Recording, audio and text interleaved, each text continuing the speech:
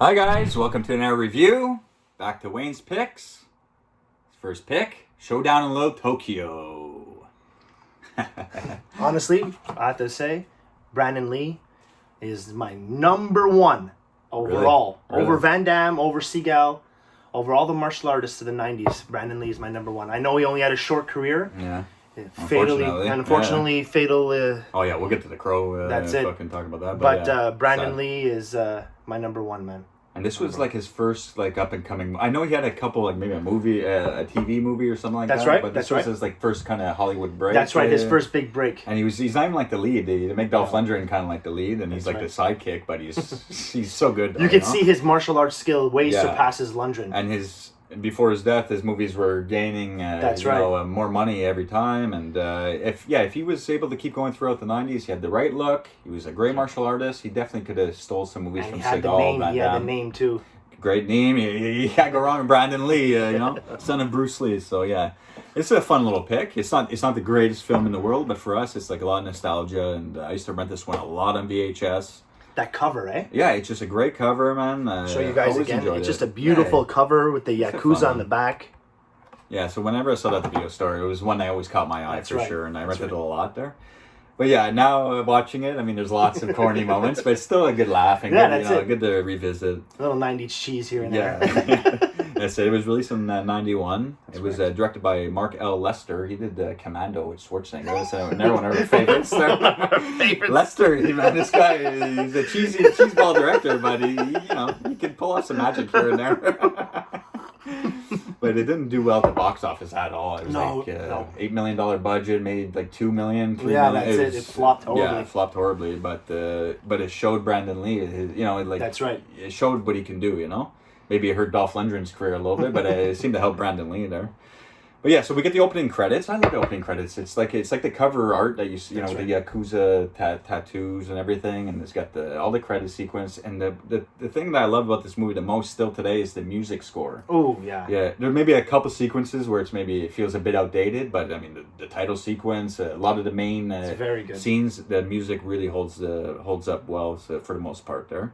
But yeah, so after the credits sequence and all that, we get some illegal fights going on, and Dolph Lundgren swings down like Batman on a rope. Yeah, he's like up on the roof staking out the place, and you see like illegal fights going on. I think you see like a Tanaka. Yeah, that's a character in the movie. Yeah, Tanaka. Yeah, he's in. He plays Tygo and Cash. Kurt Russell puts the chair on his throat. That's right. Yeah, so he's like one of the guys running the legal fights. That's right. Dolph Lundgren swings down. He's right in the middle of the match. That's correct, yeah. And there's a little funny scene there. One of the guys at the illegal matches, when Lundgren drops down, he's standing next to Tanaka and he's just like, I put $50 on the new guy. And then Lundgren looks at him, he's just like, that's a good bet. That's a good bet. Knocks them both out. Boom, boom.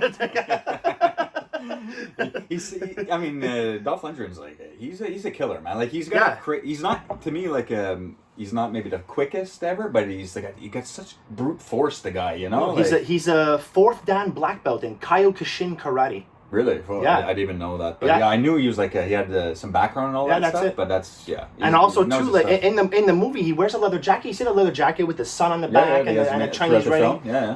That's a for his Kyokushin karate. It's actually the logo of Kyokushin on his jacket.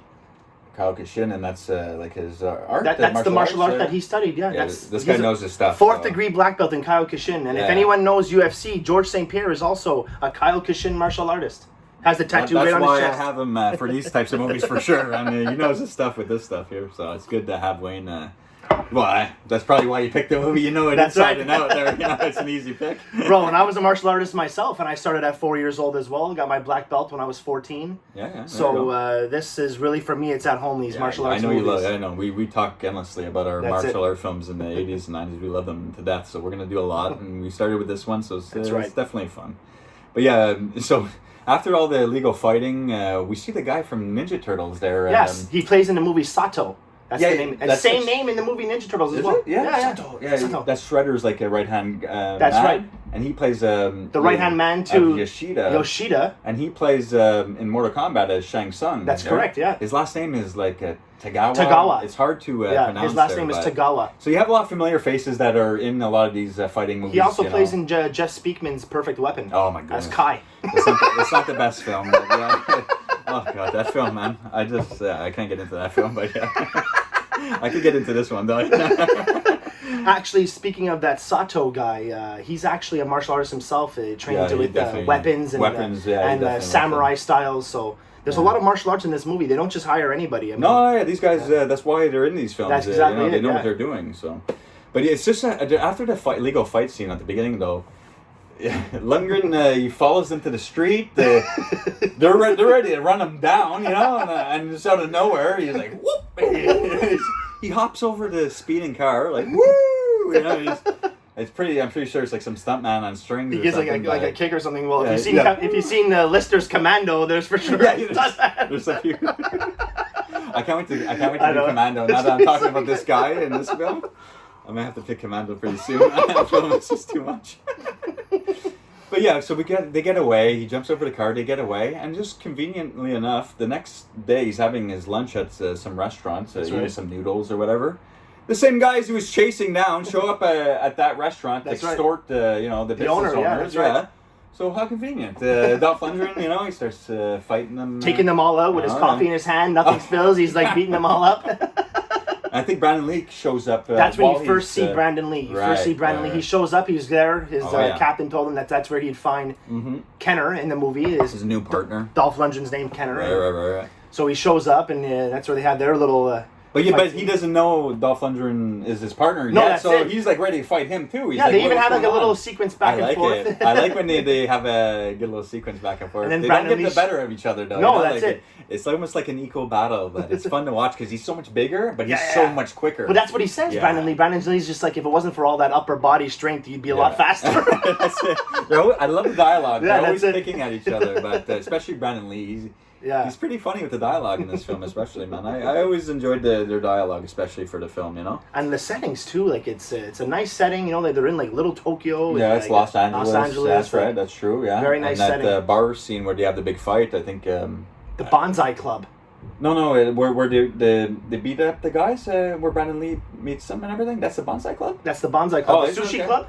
The Sushi Club is what you're talking about? Well, that scene comes later, but where they meet for the first time, where they're beating up all the guys. That's a restaurant. That's a restaurant, Okay, yeah, so that scene, but I think the guys get away again. They're shooting at them before they get away.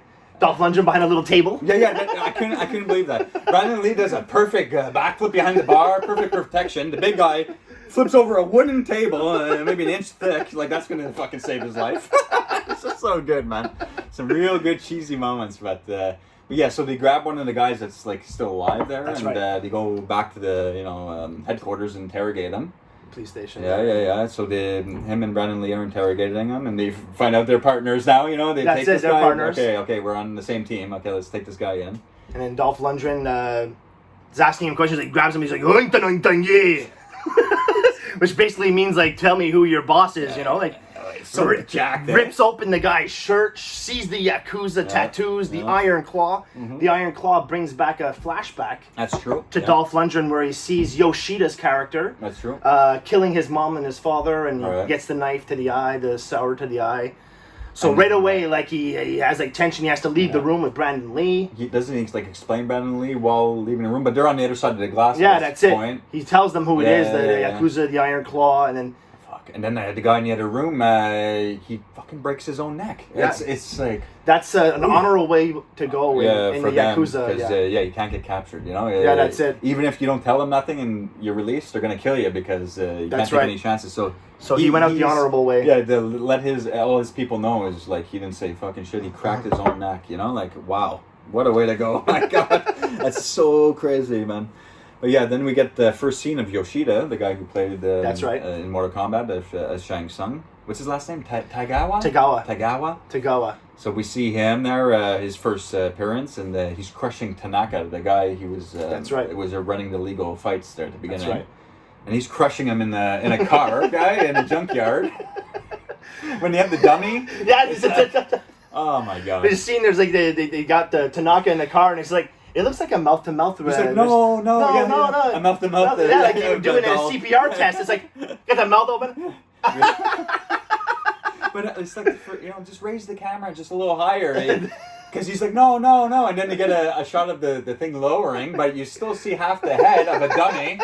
It's like plastic not moving. Then they come back to him. No. It's like, come on, Mark L. Lester guy. Like, what the hell's your problem, guy? Yeah, I think his career went nowhere after this film, you know? For sure, this film didn't do well at the box office, and those types of decisions, it lands on the director there.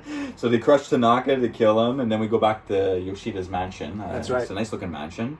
We see Tia Carrere for the first time. She's in this film again. With her best friend, who also Angel Mueller. That's blonde-haired chick. Yeah, the blonde-haired chick in the movie. Yeah, but Yoshida brings the blonde-haired chick into his office. Yeah, that's right. It's a crazy scene, man. Yeah, it's really crazy.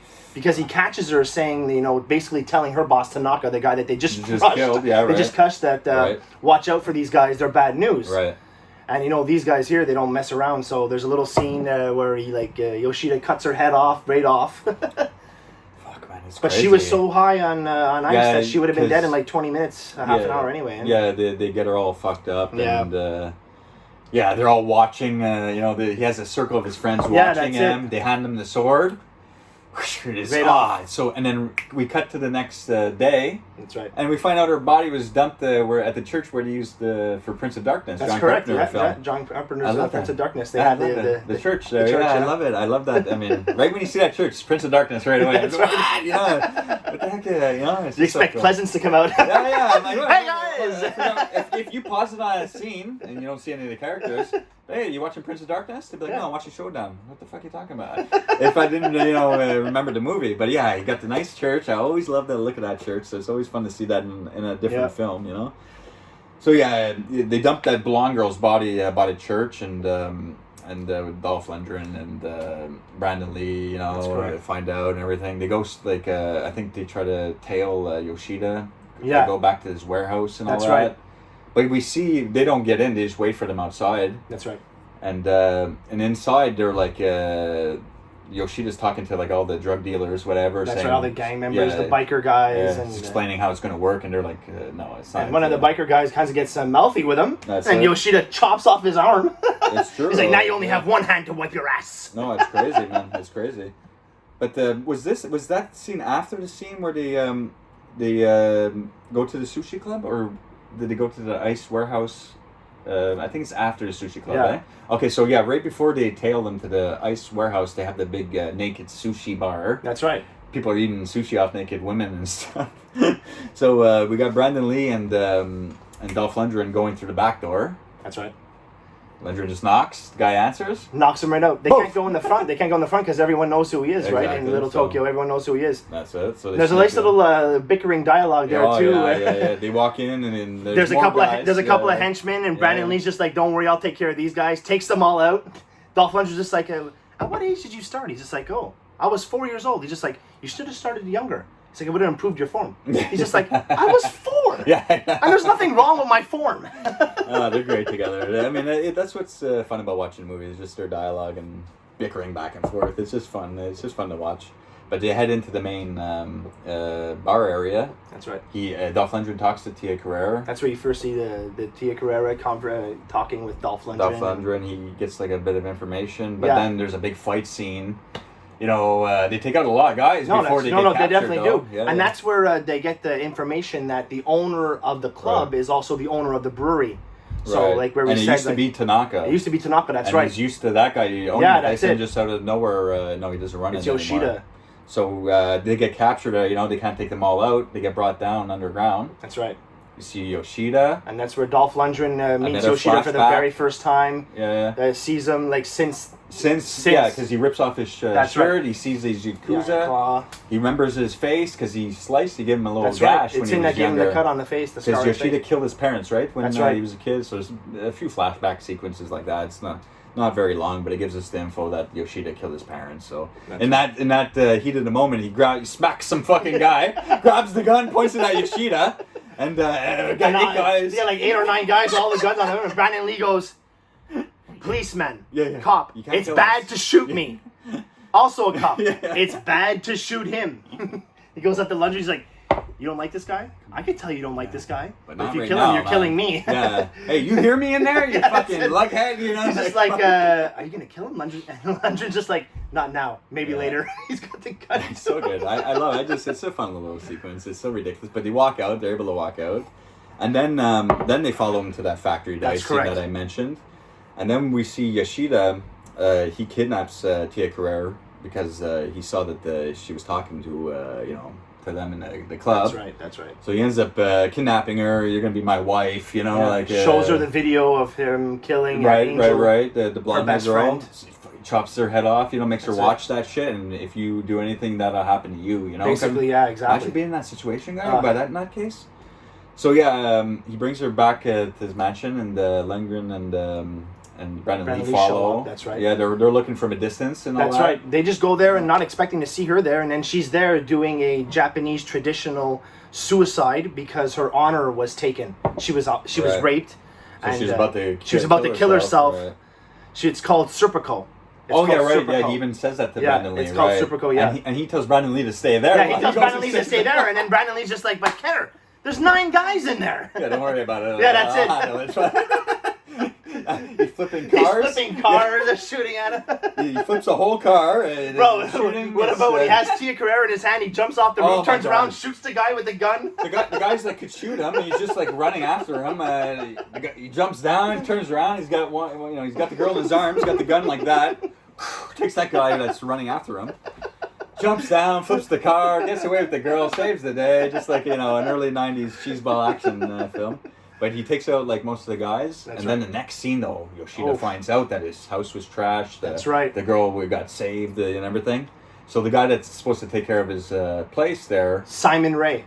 That's his real name. His name is Simon Ray. He's also a 7th degree black belt in Taekwondo. In real life, starred alongside his brother in Best of the Best. Oh, Philip Ray. I love that film. Yeah, he plays Daehan, the one with the that's Team the Eric Japan, Roberts film, though, right? That's right. Chris Penn and James Earl Jones. That's we're gonna right. have to go through that film now that you're opening all these doors with these actors and stuff. It's just fun times, But just like we were saying, Simon Ray. Simon Ray, okay. Yeah. Like I said before, they have these guys. The guy's a 7th degree black belt in Taekwondo. And he just has a couple scenes. Yeah, that's it. Chops off his finger because that's right. to kind of repay it to Yoshida.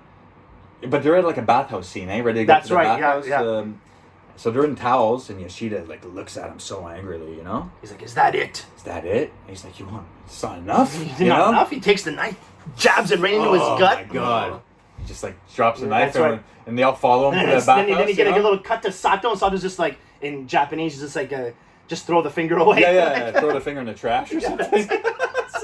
Great little dialogue, But then Lundgren and Brennan Lee storm right into that fucking bathhouse. And that's a great fight scene. Yeah, but there's lots of cheeseball moments, but it's funny, man. Brennan Lee really, you get say he really knows where he's. Lundgren's going in, lughead style, shooting people. There's a hose at one point. He shoves the hose down the sumo wrestler guy's I don't mind that when they're in the water. He stabs the guy. Yeah, you feel it. Fuck yeah. But the scene where he's about to have a nice knife fight, you feel it. It's about to come out. He's like, come on, And then he gets Yoshida takes out a hose. Just a hose and hoses him. He's got some weird noises in this film, like weird robotic sounds. Dolph Lundgren, he's like the B Schwarzenegger, the B level Schwarzenegger actor. But I still love Lundgren though. He's a fun actor. But yeah, so we have that big bathhouse scene. They pretty much kill everyone, but Yoshida and Sato probably get away. Sato get away. That's maybe right. Another guy, whatnot. But Brennan Lee pulls up. You really see his martial arts, man. Yeah, he takes on Sato for a little bit during that bathhouse scene and everything. But so they get away.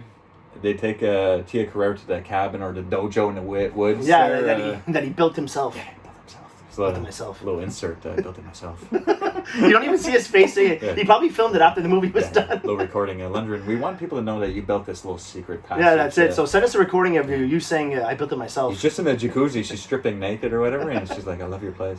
I built it myself. But it's lying on his face. And that's probably a body double when she strips naked. I really don't think it's her body. Just the way they film with the hair blocking out. And then when she's in the jacuzzi, you can tell she has a towel on. Yeah.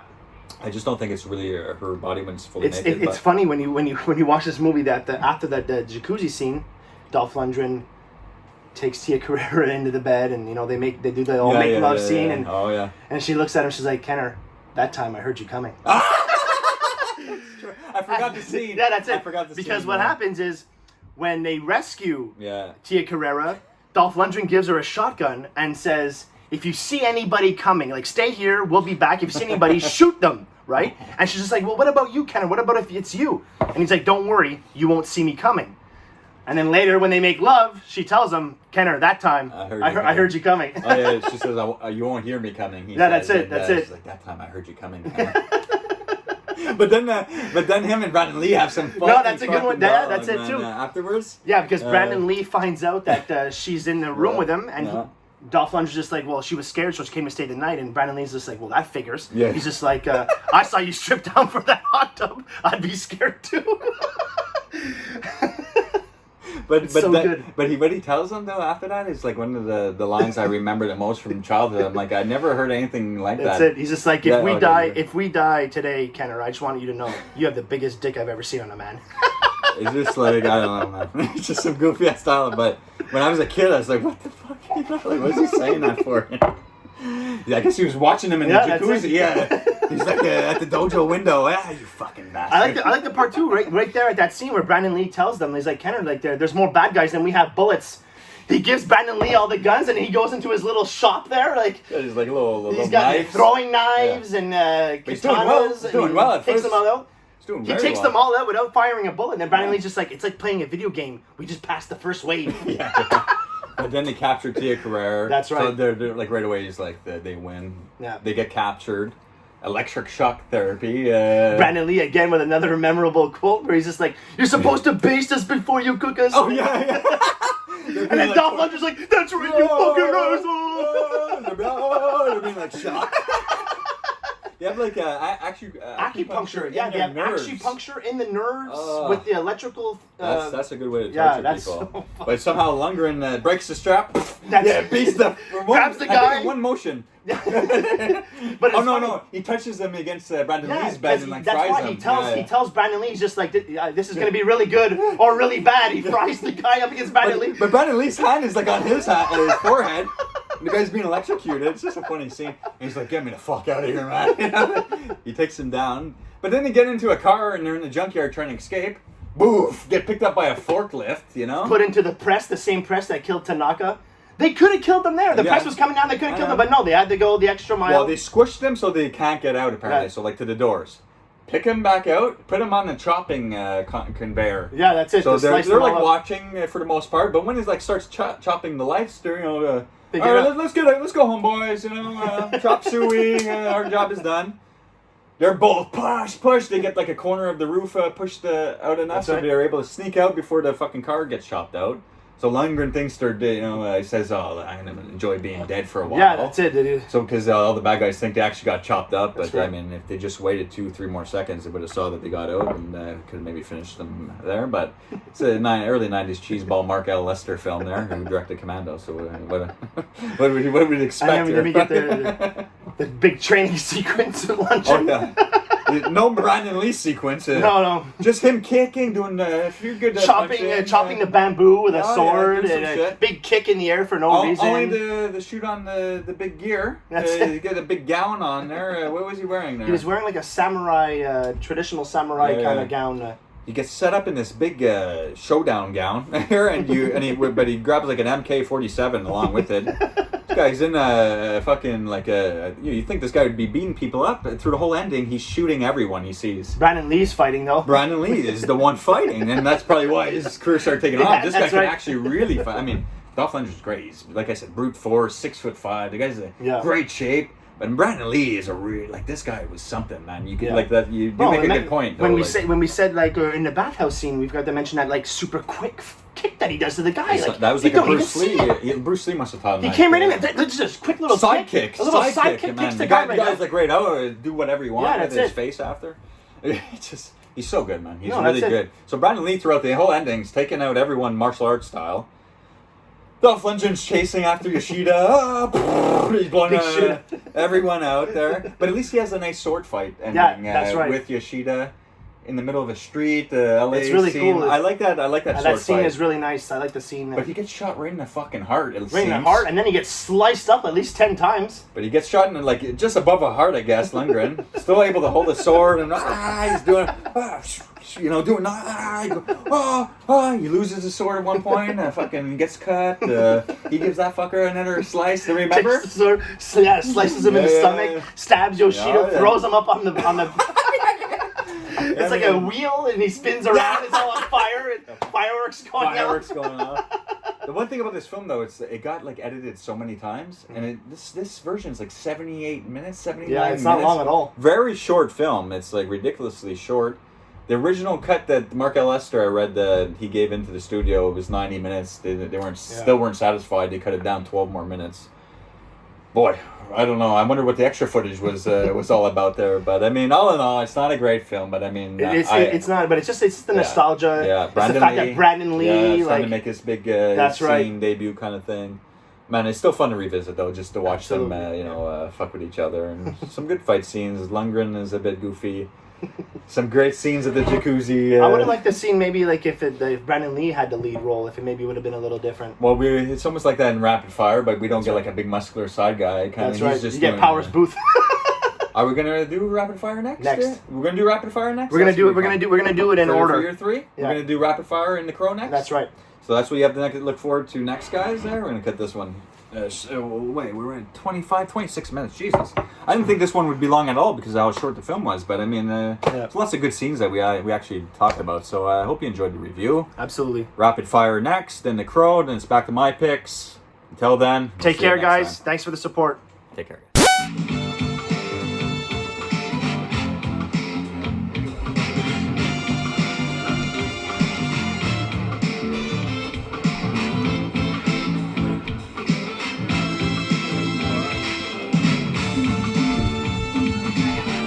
You got a lot of nerve showing your face around here, Hauser. Look who's talking. The Daigler.